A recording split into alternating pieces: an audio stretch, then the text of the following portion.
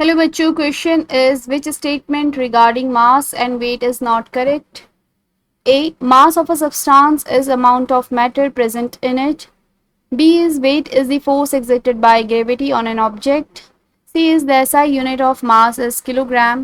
And D is mass of a substance may vary from one place to another while weight of a substance is constant.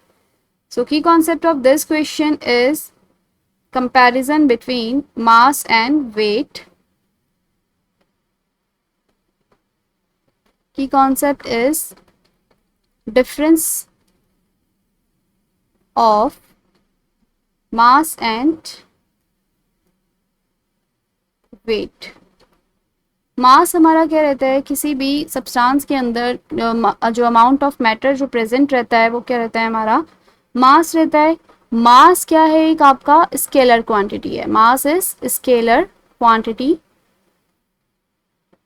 जबकि आपका जो wait होता है वो कैसी quantity होती है, वेट आपका वेक्टर क्वांटिटी होती है, वेक्टर क्वांटिटी.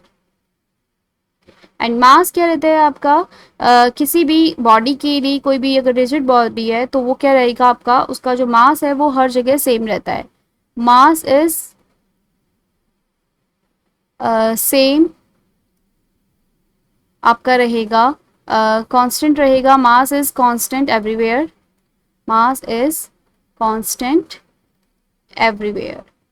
जबकि जो हमारे पास ग्रेविटी वेट रहता है, वेट जो आपका रहता है वो क्या रहेगा, ग्रेविटी पे वो अपना डिपेंड कर रहा है. तो वो क्या रहता है, आपका एक प्लेस, मतलब जहाँ पर ग्रेविटी चेंज होगी वहाँ पर क्या रहेगा, आपका जो वेट है वो भी चेंज हो जाएगा. Weight depend on gravity. तो ये क्या होता है आपका, चेंज होता रहता है. मतलब चेंज होगा ग्रेविटी के अकॉर्डिंग. जैसे कि मेरे पास आपका अगर सेंटर ऑफ द अर्थ की अगर हम बात करें, वहाँ पे ग्रेविटी ज़्यादा रहती है, तो किसी भी सब्सटेंस का जो वेट है सेंटर पे ज़्यादा रहेगा एज कंपेयर टू पोल पे. तो यहाँ पे, और जो मास की जो मेरे पास यूनिट रहती है, मास यूनिट इज किलोग्राम.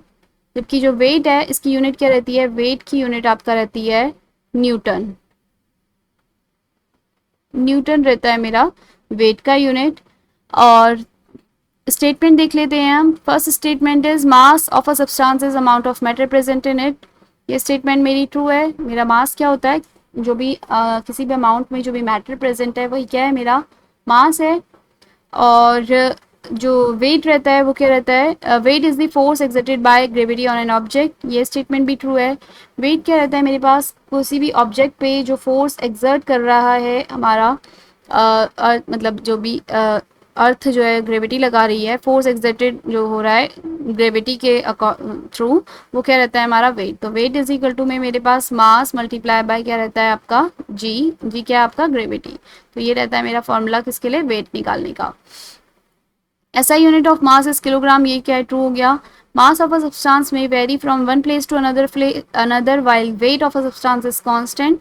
ये स्टेटमेंट मेरी फॉल्स हो जाती है, क्योंकि मास जो है वो आपका कांस्टेंट रहता है हर जगह, क्योंकि वो क्या है, मैटर जो प्रेजेंट है सब्सटेंस के अंदर वो क्या है, मास है.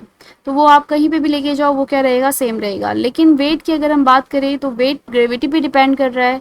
तो जहाँ ग्रेविटी अगर चेंज हुई, सपोज अगर मैं अर्थ पे हूँ तो अर्थ से अगर हम मून पे आ गए, तो जो हमारा मास है, जो वेट है वो क्या होगा, चेंज हो जाएगा. तो वेट ऑफ सब्सटेंस जो है ग्रेविटी के अकॉर्डिंग चेंज होता है, कांस्टेंट नहीं रहता है. तो डी वाली स्टेटमेंट क्या हो गई, फॉल्स.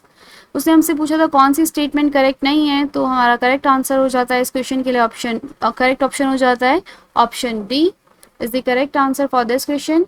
Hope you understand.